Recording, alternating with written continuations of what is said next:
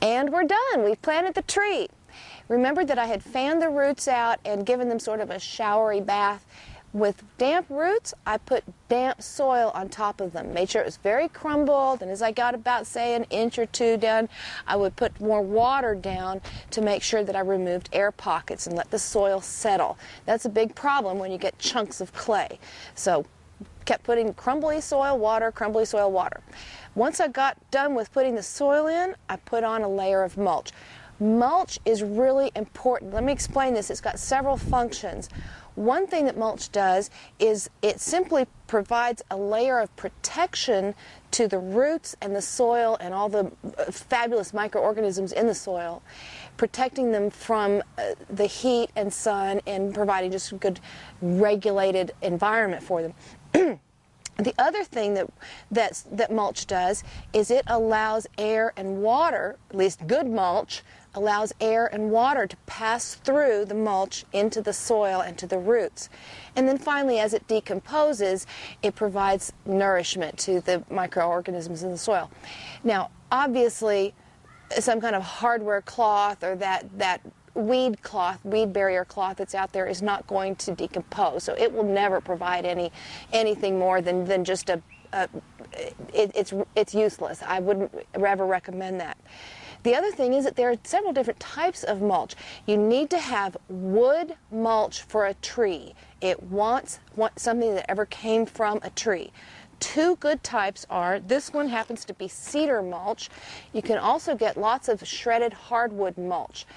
And a lot of it's free at places that chop up trees.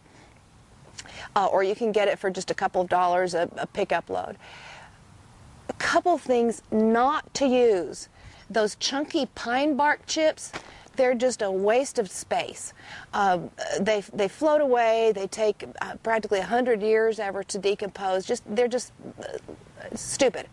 Another one, do not use cypress mulch.